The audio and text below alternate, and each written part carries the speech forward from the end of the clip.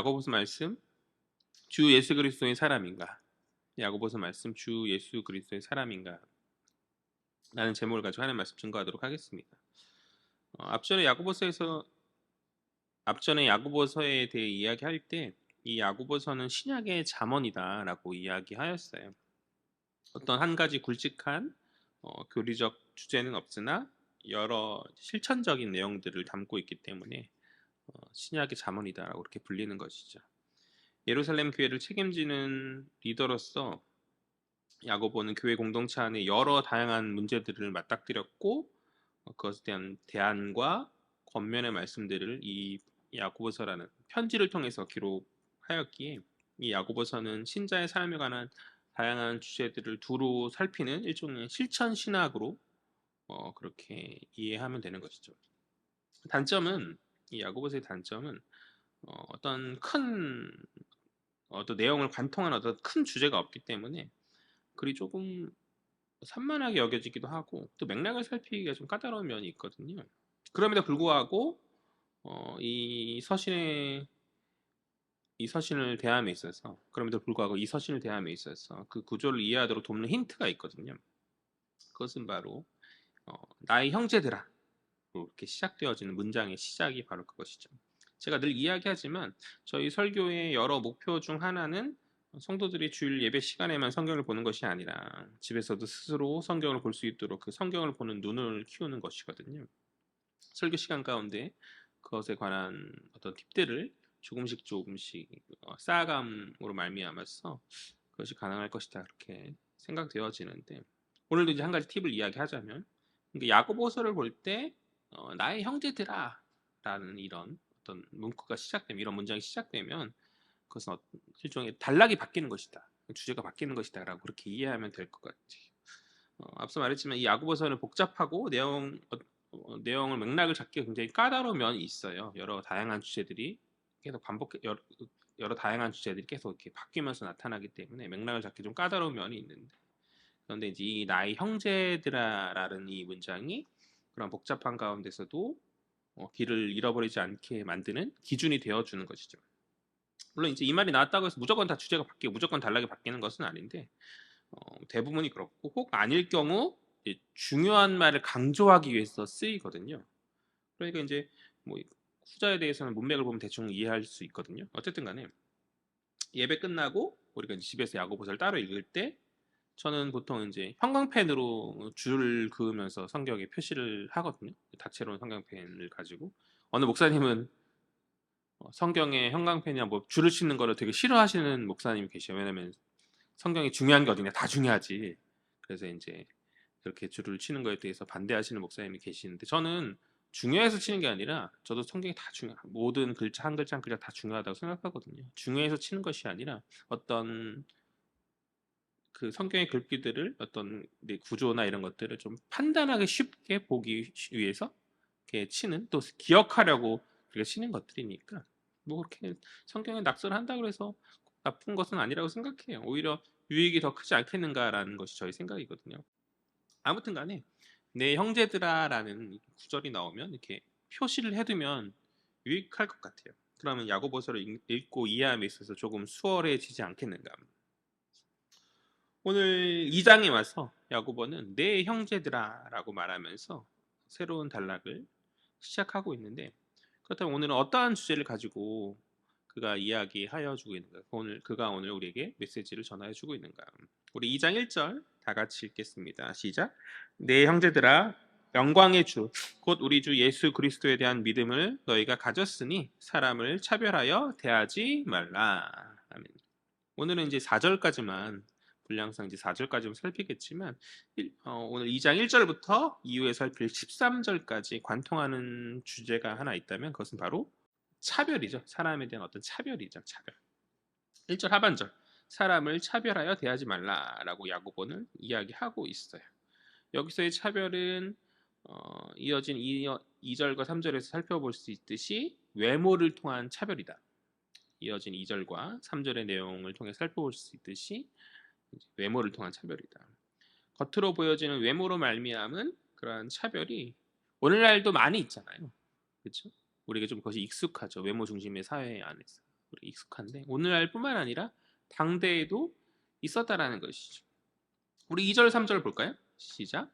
만일 너희 회당에 금 가락지를 끼고 아름다운 옷을 입은 사람이 들어오고 또 남루한 옷을 입은 가난한 사람이 들어올 때에 너희가 아름다운 옷을 입은 자를 눈여겨보고 말하되 여기 좋은 자리에 앉으소서 하고 또 가난한 자에게 말하되 너는 거기 서 있든지 내 발등상 아래에 앉으라 하면. 2절에서 보듯이 금 가락지와 아름다운 옷을 입은 사람, 즉 이 사람은 어떤 사람이에요? 부자죠. 그죠? 그 다음 맥락에서 그것이 명확히 드러나잖아요. 가난한 사람을 말하는 그 다음 대조되는 맥락에서 이 사람은 부자다라는 걸 쉽게 알 수 있고, 반면에 그와 대조적으로 남루한 옷을 입은 가난한 사람이 있는데, 교회 공동체가 이러한 두 사람을 대할 때 어떻게 대하고 있어요?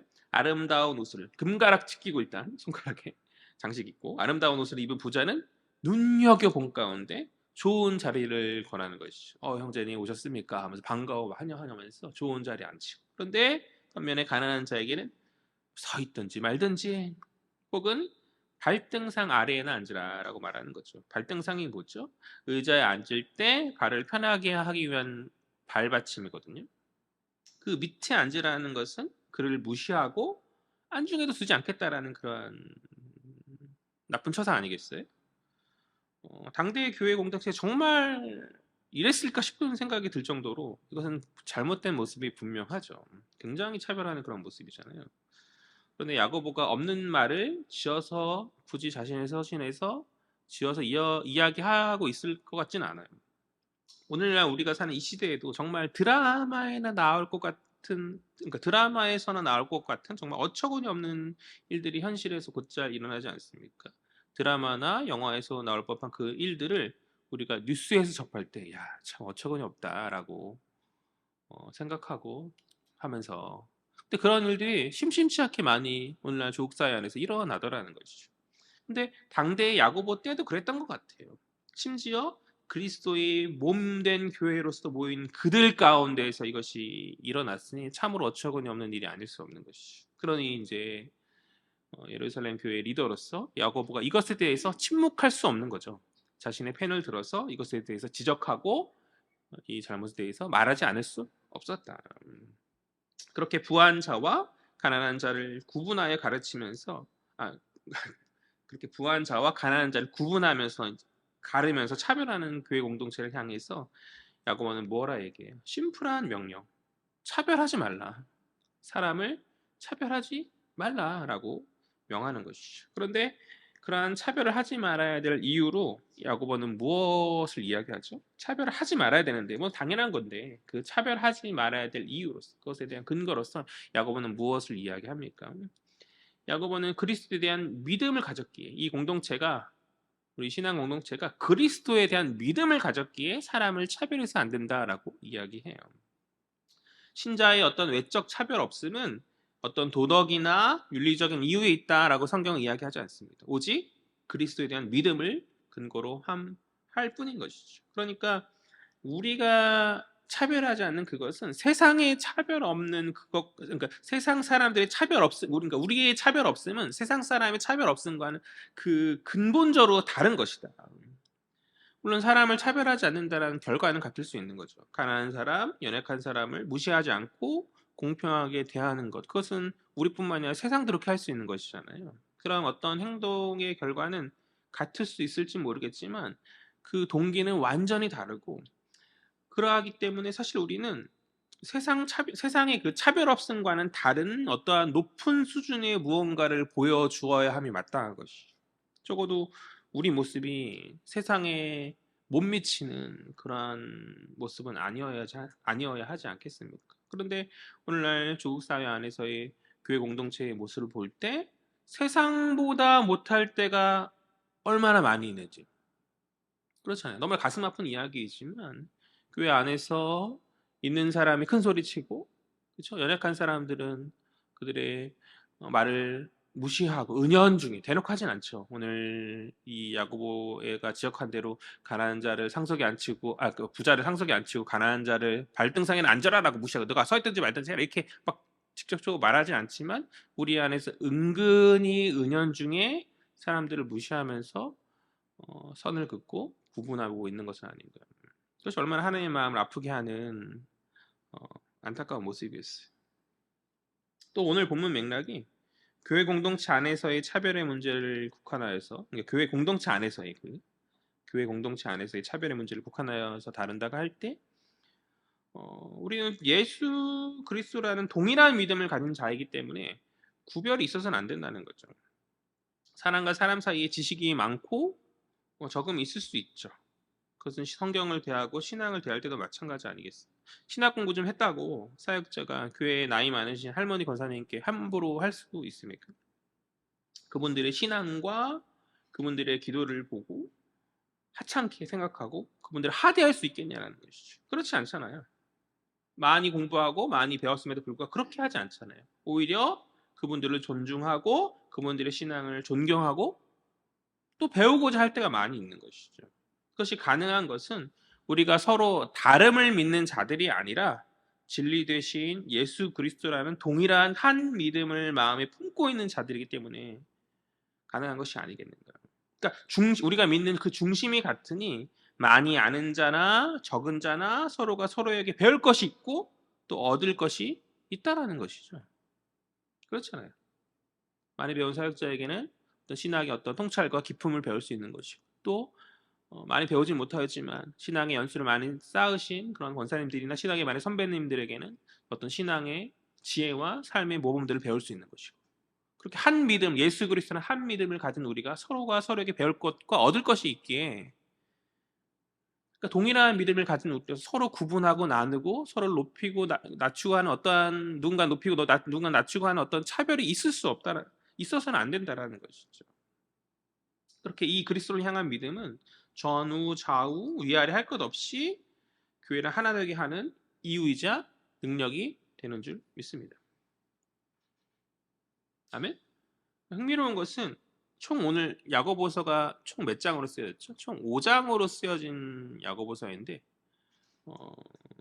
이 총 5장으로 쓰여진 야고보서에서 주 예수 그리스도라는 이 문구를 직접적으로 언급한 구절은 2번밖에 되지 않아요.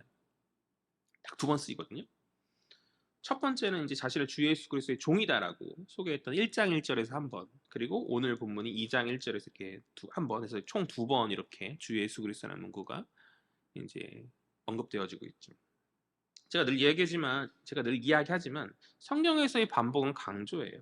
그것이 단어이든 문장이든 어떤 구조이든 아무튼 반복은 강조인데 그러한 부분을 눈여겨보아야 하겠죠. 그런데 그것 외에 정말 중요할 것 같은 어떠한 것인데 중요할 것 같은 단어이든 어떤 문구이든 어떤 아무튼간에 중요할 것 같은 것인데 가끔씩 이 아껴가면서 쓰여지는 경우들이 종종 있거든요. 그것은 또 다른 강조가 아니겠어요? 예를 들어서 룻기 같은 경우 룻기엔 헤세드라는 단어가 정말 중요한 단어예요. 인애라는 뜻인데 굉장히 중요한 단어고 룻기 전체적인 주제를 아우르는 그러한 단어인데 그럼에도 불구하고 이 헤세드라는 단어가 룻기 전체에 2번 정도밖에 사용되지 않거든요. 그러니까 빈도수가 생각보다 많지 않더라는 것이죠. 어느 목회자나 어느 신학자나 물어보면 룻기에서 제일 중요한 것이 무엇입니까? 핵심 메시지가 무엇입니까? 인애다라고 헤세드다라고 얘기할 텐데 실제 룻기서에서 그 헤세드가 나오는 빈도는 2번밖에 되지 않는다. 그렇지만 그것이 사용될 때 어떠한 이유가 있고 중요하게 사용되어지더라는 것이죠. 마찬가지로 신약이니까 야고보서에서 예수 그리스도라는 이름이 많이 나올 법도 하잖아요. 다른 서신서 같았으면 꽤 나왔을 터인데 근데 2번밖에 안 나와요. 저는 이것이 야고보가 아꼈다가 중요할 때 쓰고 있다라고 이렇게 추론하거든요. 그러니까 주 예수 그리스도의 믿음을 가진 너희, 즉 너희가 정령 주 예수 그리스도의 사람이라면 사람을 절대 차별하면 안 된다라고 강조해서 이야기하고 있는 거죠. 정말 중요할 때 주 예수 그리스도의 이름을 들어서 우리에게 말해주고 있다. 이것도 일종의 또 다른 강조라 말할 수 있는 것이죠. 사실 이 주 예수 그리스도라는 문구는 우리에게 너무나 익숙한 것 아니겠어요? 그러나 오늘 야고보가 마치 아끼던 것을 내어놓듯이 중요한 순간에 딱 2번만 썼다라는 그런 추론하에 이 구절을 우리가 조금 유의 깊게 살필 필요가 있는 것 같아요. 너무나 잘 알고 있는 구절이고 많이 들어있던 구절임에도 불구하고 너무나 익숙한 그런 구절이기에 오늘 이것을 우리가 좀 살필 필요가 있을 것 같아요. 1절을 정확하게 살필 때 앞에 더 형용사가 붙죠. 영광의 주. 영광의 주. 곧 우리 주 예수 그리스도이죠. 요약하면 영광의 주 예수 그리스도. 이렇게 요약할 수 있을 것 같아요. 영광의 주 예수 그리스도. 먼저 영광의 주를 살필 때 사실 야고보는 예수의 형제로서 처음 주를 그리스도로 인정하지 않았어요. 제가 이제 야고보서를 1장을 설교했을 때 이야기하였었죠. 야고보에 대한 어떤 배경을 설명하면서 예수의 형제인데 처음에 주님을 찾아가서 선생으로서 활동하는 어떤 예수를 바라본 가운데에서 인정하지 않고 미쳤다라고 말하던 야고보가 말했는지는 모르겠지만 그 형제들 그렇게 말하던 형제들 중에 한 사람이었죠. 그래서 인정하지 않았단 말이죠. 왜 그렇습니까? 예수를 외모로 취하면 자신의 육신의 혈육인 것이죠. 사람인 거예요, 사람. 야고보의 눈에 자신의 형제이고 형이고 사람일 뿐인 것이죠. 그러나 겉모습이 아닌 외모로 취함이 아닌 어떤 본질로 주를 바라볼 때 본질의 눈으로 주를 바라볼 때 그분은 영광의 주가 아니겠어요? 그분은 그리스도시요 신성을 가지신 살아계신 하나님의 아들이시죠. 그러니까 육신의 눈으로 봤을 때는 도저히 신성을 가진 그리스도의 하나님의 아들일 수 없는데 영안이 열리고 본질로 보았을 때 그분은 그리스도시요 살아계신 하나님의 아들이신 것이죠. 이렇듯 야고보가 스스로의 경험을 통해 깨달았듯이 그리스도인들은 사람의 외모가 아닌 본질을 보는 자들이 되어야 한다. 우리가 교회 공동체 안에서 가난한 자들을 볼 때 겉으로 그들은 가난하고 연약한 자들임에 분명하죠. 그러나 그 본질이 무엇입니까?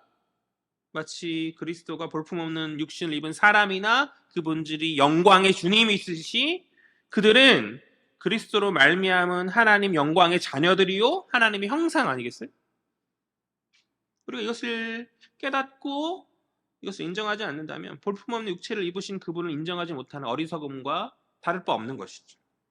우리는 사람을 외모로 취하여 차별할 것이 아니라 본질을 버리고 그들이 하나님의 형상이요 주님의 자녀들임을 인정함으로 그들을 주님 대하듯이 하여야 된다. 예수 그리스도의 죽으심, 그 십자가의 죽으심은 볼품없는 처참한 죽으심이죠. 세상 사람들의 비난과 손가락을 받는 그러한 죽으심 아니겠어요? 그러나 우리가 사람의 눈이 아니라 성령으로 말미암은 깨달음 가운데 그것을 영적인 눈으로 바라볼 때 요한이 바라보는 십자가의 달리심은 높이 들려 올려주심이잖아요. 하늘 영광을 향해 높이 들려 올려주심이잖아요. 처참한 죽음이 아니라는 것이죠. 그러니까 외적인 것을 취하여 볼 때는 볼품 없으나 그것이 아니라 본질로 그것을 바라볼 때 우리를 향한 희생이요 우리를 구원하시기 위함이요 하늘 영광 가운데 홀로 높이 서신 놀라운 영광의 순간 영광의 장면인 것이죠. 우리가 그것을 깨달았듯이 우리 이웃과 형제들을 대할 때 우리가 그렇게 해야 된다는 것이죠. 볼품없고 연약한 자들 차별하고 무시하고 저 발대상 밑에 저 구석에 조용히 있어요. 밥이나 먹고 가서 이게 아니라 하나님 형상으로 그들을 인정하고 주님 당신의 생명을 다해서 살리신 한 영혼임을 바라본 가운데 우리가 그들을 높이고 세워야 하지 않겠는가. 그것이 우리가 해야 될 마땅한 신자의 모습이라는 거예요. 성숙한 신자의 모습인 줄 믿습니다. 두 번째는 예수가 주이시다. 여기에 또 우리가 초점을 가지고 살펴볼 필요가 있는 것 같아요. 예수가 주라는 말은 그분이 우리의 주권자가 되신다는 말이죠. 그분은 우리에게 모든 좋은 것을 주시며 사람을 높이기도 하시고 살리기도 하시는 그런 분이시죠. 반면에 부한자도 주의 뜻이 아니라면 풀의 꽃과 같이 쇠잔하게 하실 수도 있는 분 아니겠어요? 사람이 서고 넘어지면 모두 다 주께 달려있고 우리의 모든 판단의 권리가 주권자이신 주께 있음을 우리는 인정할 따름인 것이죠. 그러니까 가난한 자나 부한 자나 그들 모두의 주인은 바로 주님이시다. 판단하시는 유일한 분도 주님이시고 주인 되신 그분만이 사람을 판단할 권한을 가지는데 누가 어떠한 권한으로 말미암아 이웃을 판단하고 차별할 수 있겠냐라는 것이죠. 그러니까 가진 것이 많다고 자신의 재능이 많다고 사람을 함부로 판단해서도 안 되는 것이죠. 그 모든 것들의 주인이신 그분 앞에 우리가 어찌 자신의 가진 것을 자랑함으로 그들을 판단하고 함부로 대할 수 있겠어요. 그러니까 이웃의 연약함은 우리에게 있어서 섬김의 이유이지 업신여김의 이유가 되어서는 안 되는 줄 믿습니다. 그러니까 아무리 모자라 보이고 연약해도 주의 것이죠. 굉장히 중요한 말이에요. 아무리 모자라 보이고 연약해도 주님의 것이다. 주님이 그것을 소중히 여기시는데, 주님이 그것을 아끼고 귀중히 여기시는데, 내 거다. 내가 소중히 귀하게 여기는 그것이다. 라고 말씀하시는데, 주님이 소중히 여기시는 그것을 우리가 어찌 함부로 대할 수 있겠냐는 것이죠. 그 가치가 사람의 눈낮이로 판단되는 것이 아니라 주님이 뜻 아니겠어요?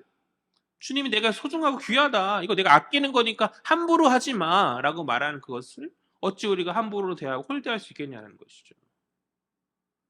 하나님 아버지 예수 그리스도의 그 기준, 그 기준에 맞춤이 아니라 우리의 인간적 세상적 기준에 맞춤으로 우리가 그것을 대하고 있는 것은 아니냐는 것이죠. 우리는 다른 기준과 다른 눈을 가지고 모든 것을 대하는 자들이잖아요. 그것이 성숙된 그리스도인의 모습 아니겠어요? 그것을 깨달은 가운데 아버지 하나님께서 소중히 여기시는 그것, 주님이 자신의 생명을 다해서 아끼고 귀하게 여기셨던 그것, 그러한 이웃들을 차별하지 말고 온전함으로 그 본질을 바라볼 수 있는 저와 여러분 되었으면 좋겠습니다. 세 번째로, 예수는 무엇이죠? 야고보가 뭐라 말하고 있죠? 영광의 주, 첫 번째. 그 다음에 예수는 주다. 세 번째 뭐예요? 그리스도시죠. 그리스도는 메시아의 신약적 표현이죠. 또 메시아는 그리스도의 구약적 표현이고, 그러니까 메시아나 그리스도랑 똑같은 의미인 거예요. 헬라어와 히브리어의 차이가 있을 뿐이고, 뜻은 이제 구원자를 말하는 것이죠. 그리스도와 메시아는 구원자를 말하는 것이죠. 우리 모두는 그리스도를 통하여서 하나님으로부터 구원함을 받은 자들이죠. 하나님은 사람을 구원하실 때 사람의 외모를 취하여서 그들을 구원하지 않으셨어요. 만약 주님이 외모를 취하여서 사람을 구원하셨다면 오늘 이 자리에 앉아 있을 수 있는 자격이 있는 사람이 얼마나 되겠어요? 저는 자신 없거든요. 좀 잘생기고 가진 게 많고, 그죠? 그래서 그런 사람들만 고르고 골라서 주님이 당신의 자녀로 삼으시고 구원하셨다면 이 자리에 아무나 앉을 자격이 있는 사람이 없을 것 같아요. 가난한 자나 부한 자나 개의치 아니하시고 차별 없이 그리스도를 통하여 주님께서는 당신의 거룩한 결정 가운데 택하시고 우리를 구원하셨다. 혹자들은 하나님께서 어떠한 이유로 우리를 택하셨는지 그 선택의 의문을 표시하나, 토기장이가 토기를 빚을 때 그 토기가 어떠한 목적으로 쓸지는 그 토기장이 빚는 자의 마음 아니겠어요? 마찬가지로 주권자 되신 주님이 피조물인 우리를 택하심 앞에서 당신의 주권이지 우리가 무슨 말을 할 수 있겠냐는 것이죠. 그분의 주권을 우리가 인정한다면 우리는 오직 선택하여 주심에 감사할 뿐인 것이죠. 구원하여 주심에 감사할 뿐인 것이죠. 그분은 우리의 외모와 어떤 다른 혈통이나 그 무엇을 보고 우리를 택하지 아니하셨다. 차별 없이 구원하신 그러한 하나님의 어떤 사랑 앞에서 우리가 어찌 판단자가 될 수 있겠습니까? 우리는 아무런 판단할 권리가 없는 사람이에요. 그냥 오직 은혜에 감사하고 그 은혜의 감사의 반응으로 나아갈 뿐인 자들인 것이죠. 그러니까 정리하면 예수가 영광의 주이시고 우리의 주권자 되신 주이시며 차별 없이 구원하시는 그리스도이기에 이러한 이유들로 말미암아서 예수 그리스도의, 그러니까 영광의 주 예수 그리스도의 사람된 우리들은 사람을 외모로 판단해서는 안 된다라는 것이죠. 주 예수 그리스도께서 자신의 영광스러운 성품을 따라서 주권을 행하시고 구원하시듯이 우리도 이러한 예수의 신분과 성품을 따라서 주 예수 그리스도의 사람으로서 그분의 성품이 우리의 신앙과 삶에 나타나고 표현되도록 실천해야 하는 줄 믿습니다. 우리 마지막 4절 살펴볼까요? 다 같이 읽겠습니다. 시작. 너희끼리 서로 차별하며 악한 생각으로 판단하는 자가 되는 것이 아니냐. 아멘. 4절 상반절에서 야고보는 차별하면 뭐다라고 말하고 있어요? 악한 것이다. 차별하면 악한 것이다 라고 말하고 있어요. 앞서 살핀 여러 이유들, 영광의 주 예수 그리스도를 믿는 믿음에 관한 내용들을 너희가 들었음에도 불구하고, 그럼에도 불구하고 이것을 깨닫지 못하고 이것에 순종하지 못하고 이 말씀에 순종하지 못하고 사람을 외모로 취하고 차별하면 그것은 악한 것이다 라고 이야기하고 있는 것이죠. 좀 더 구체적으로 말하면 오늘 야고보가 이제 신분과 성품을 본받아서 그리스도의 신분과 성품을 본받아서 차별하지 말 것을 명하였는데 그럼에도 너희가 변하지 않는다면 그것은 말씀을 거부하는 행동이기 때문에 1차적으로는 악한 것이죠. 왜 악한가 할 때 분명히 야고보가 말했는데 말씀으로 전하였는데 메시지를 전하였음에도 불구하고 그 말씀에 순종하지 못하니 그 말씀을 거부하고 대적하니 너희가 변함없는 그것은 악한 것이다라는 것이죠. 또한 여전히 사람을 외모로 취하는 이유가 뭐겠어요? 세속적 중심이 그들 가운데 있는 것 아니겠어요? 우리 교회 공동체 안에서 뭐 우리 얼마 인원이 되지 않지만 많은 어떤 다른 공동체 가운데서 돈 많은 사람들이 어떠한 높은 자리에 있는 사람들에게 환영받고 그런 이유가 뭐겠어요? 거룩한 공동체로 구별되어져 있다라고 우리가 스스로는 말하지만 여전히 세상에 발을 한짝 들여놓은 채 세속적 삶의 어떠한 형태를 답습하기에 교회 공동체라 만한 우리 안에서조차 그러한 어떠한 말도 안 되는 차별들이 일어나는 것 아니겠냐는 것이죠. 그러니까 그리스도인으로서의 거룩의 삶이 아니라 세속의 삶을 따르는 그것은 바로 악한 것인 거죠. 악한 것이다. 우리는 오직 구별된 거룩의 길로 나아가야 하는 자들이지 세속의 길로 나아가는 자들이 아닌 줄 믿습니다. 또한 우리에겐 사명이 있죠. 우리 사명이 무엇이요? 다양한 사명이 있겠지만 우리의 부르신 다양한 사명들이 있겠지만 어쨌든 하나님의 선을 행하는 것 아니겠어요? 하나님의 뜻과 하나님의 어떤 선을 행하는 것입니다. 그것을 행함에 있어서 교회 공동체는 일치와 화합으로 몸된 그리스도의 몸된 지체로서 화합으로 한 몸을 이루면서 우리에게 허락하신 어떠한 선하고 아름다운 거룩한 사명들을 우리가 감당해야 나가야 되는 사명자들인 것이죠. 그런데 그러한 주님의 계획과 뜻 앞에서 우리가 나뉘어서야 되겠는가? 영광의 주 그리스도의 동일한 믿음을 가진 우리가 외모로 사람을 나누고 차별하면서 사람과 사람 사이의 관계를 나누어서 그렇게 나아가서는 되겠는가? 한 마음으로 뭉치고 해도 이 사명을 감당하는 것이 넉넉치 않은 이런 일터인데 나뉘고 분열되고 싸우고 다툼 가운데 우리가 세상 가운데 어떤 영향력을 드러내고 어떤 사명을 감당하고 그렇게 되어질 수 있겠냐는 것이죠. 만약 우리 안에 그러한 모습들이 있다면 나누어지고 차별하고 그런 갈라지는 그러한 모습들이 있다면 그것은 악한 것인 거죠. 왜요? 선하신 주님의 계획과 사명을 막는 것이기에 그것은 악한 것이죠. 일치와 화합으로 그 사명을 향해 달려나가야 될 우리들이 갈라지고 싸우고 다툼 가운데 그 사명을 결국 등한시함으로 나아가는 그러니까 하나님의 뜻을 가로막는 그런 것이기 때문에 악한 것이다. 그것은 주의 영광을 가리는 어리석음이 아니겠냐는 것이죠. 가끔씩 어리석은 몇몇 사람들을 말미암아서 몸된 교회가 갈라지는 경우들이 있어요. 들어보면 그러니까 서로가 자신들의 그 어떤 당위성을 주장하면서 이야기하죠. 자신들에게 주의 뜻이 있다. 그러니까 반대쪽도 자신들에게 주의 뜻이 있다라고 서로의 어떤 자신들의 당위성을 주장하는 것이죠. 아니 서로가 서로 갈라짐 가운데 서로가 서로 자기의 뜻이 하나님 뜻이다라고 말하면 정말 하나님 뜻은 무엇일까요? 그런 생각이 들지 않아요. 그러니까 이미 갈라진 그것에 어찌 주의 뜻이 있겠는가? 어찌 주의 뜻이 있을 수 있겠는가? 이미 주님의 뜻이 깨어진 난장판의 현장인 거지. 그 양쪽 모두에게 주의 뜻이 있을 수 없는 것이죠. 오히려 우리가 잘못했다 회개하고 나아간다면 주의 뜻이 혹여나 그곳에 있을 수 있을지 모르겠지만 내가 맞고 서로 싸움 가운데 교회가 갈라지고 두 쪽이 나고 서로 멱살 잡고 예배 시간에 갑자기 장로가 쫓아와서 목사 멱살 잡고 경찰을 오고 이러한 그 난임과 분열의 모습 가운데서 어떤 단위성을 주장한다 할지라도 그것이 주의 뜻이겠냐는 것이죠. 그것은 주의 뜻이 깨어진 현장이다. 그래서 되겠는가? 나뉘어서야 되겠는가? 하나로 합쳐져서 사명을 향해서 주님 오신 그날까지 우리는 묵묵히 그것을 감당하는 주의 영광과 뜻을 막는 자들이 아니라 세상이 당신의 영광과 주님의 영광과 뜻을 막는다 우리는 생각하는데 때로 교회가 그것을 막는 경우들이 더욱 많이 있음을 봅니다. 그것은 얼마나 안타까운 일이겠어요.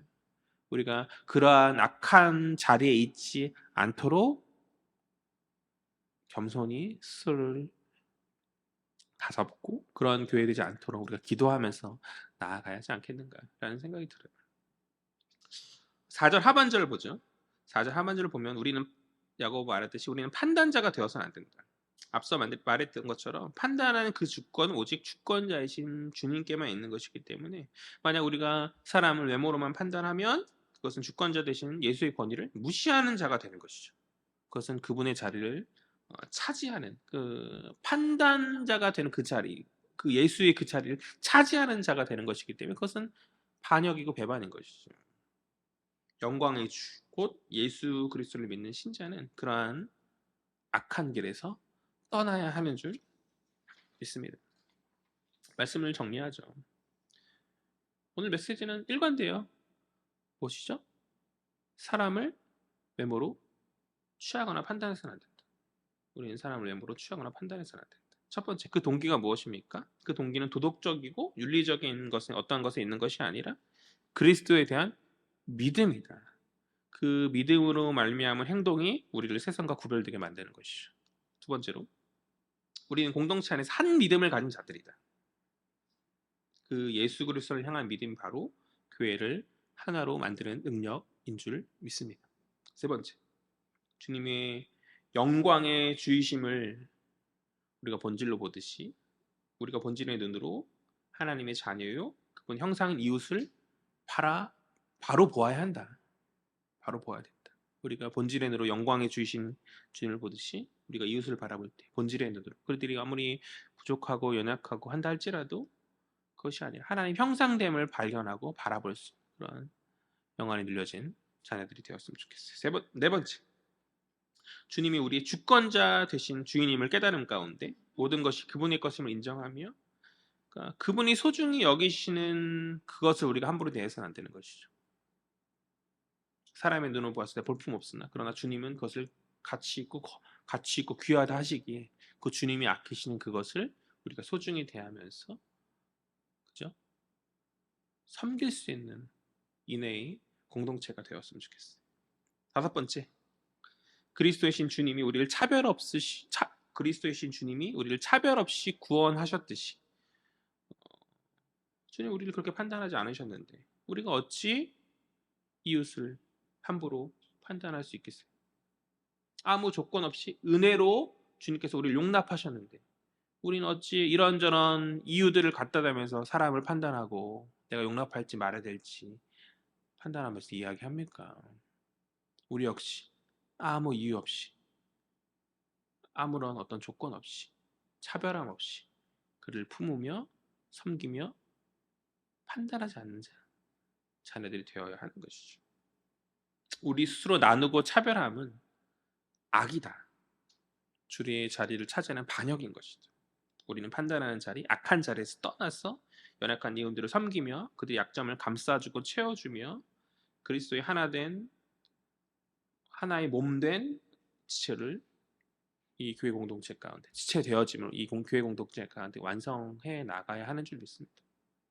입으로만 그리스도의 몸된 교회다라고 말할 것이 아니라 한 사람 한 사람 서로가 주님의 지체임을 깨달은 가운데 그들을 섬기면서 그렇게 정말 교회다운 교회를 만들었으면 좋겠어요. 아멘. 교회다운 교회. 나뉘고 갈라지고 멱살 잡고 싸우고 뒤에서 뒷담화하고 쟤처럼 안 돼 이런 것이 아니라 그게 너무 익숙하잖아 사실. 뭐 멱살잡까지는 아니더라도 제 멱살까지 잡지는 않더라도 그게 너무 익숙하잖아. 그런 교회가 아니라 정말 그들의 어떠한 연약함과 필요를 채워줄 수 있는 정말 살아있는 실천이 있는 그런 지난 시간에 설교했듯이 섬김 있는 그런 참된 교회가 되었으면 좋겠어요. 바라기는 우리 헤아림의 모든 지체들이 온전히 주 예수 그리스도의 사람으로서 부르신 이 헤아림 공동체 안에서 차별 없이 일치와 화합으로 주님 보시기에 기쁨이 되고 또 선하고 아름다운 어떤 사명들을 이루어 나가는 그런 복된 공동체 되어지기를 주의 이름으로 간절히 소망합니다. 아멘. 기도하겠습니다. 사랑과 은혜의 주님 참으로 감사합니다. 저희들을 교회로 부르시고 당신 뜻하신 하나님 뜻과 계획이 있을 줄 믿습니다. 그러나 그 계획의 뜻에 합하지 못하고 저희들이 연약함으로 말미암아서 나뉘고 어그러지고 사람들을 용납하지 못하였던 저희들이 어리석음이 있음을 고백합니다. 저희들을 긍휼히 여겨주시옵시고 주님 우리를 차별 없이 아버지여 받으시고 용납하였듯이 우리도 서로를 그렇게 받으며 섬기며 세울 수 있는 복된 공동체 이루며 나아갈 수 있는 저희들 될 수 있도록 주님 주장하여 주옵소서. 우리 안에 어느덧 세속의 어떤 생각들과 시대 정신이 우리를 사로잡아서 아버지여 부한 자들을 부러워하고 그들을 가까이 하기를 원하는 가난한 자들을 멸시하고 멀리하며 아버지여 온전히 섬기지 못하는 저희들의 모습이 혹여나 있지 않습니까? 주여 우리 중심을 주께서 지켜주시옵시고 바른 생각과 바른 신앙을 가지고 아버지여 한 사람 한 사람 귀하게 여기며 그들의 영혼을 살리는 그런 주님의 사명을 온전히 감당할 수 있는 저희들 될 수 있도록 주님 주장하여 주옵소서. 주님이 우리를 용납하시고 우리를 받아주셨듯이 우리도 우리에게 허락하신 모든 귀한 영혼들을 용납하고 섬기며 받아들임 가운데 있어 하나님 기뻐하시는 일치된 복된 공동체를 일치 화합으로 하나 된 복된 공동체를 이루는 저희들 되어지길 간절히 소망합니다. 우리 헤아림 교회를 그렇게 될 수 있도록 주님 주관하시고 다스려 주옵소서. 감사드리며 이 모든 말씀 살아계신 예수 그리스도의 이름으로 기도합니다. 아멘.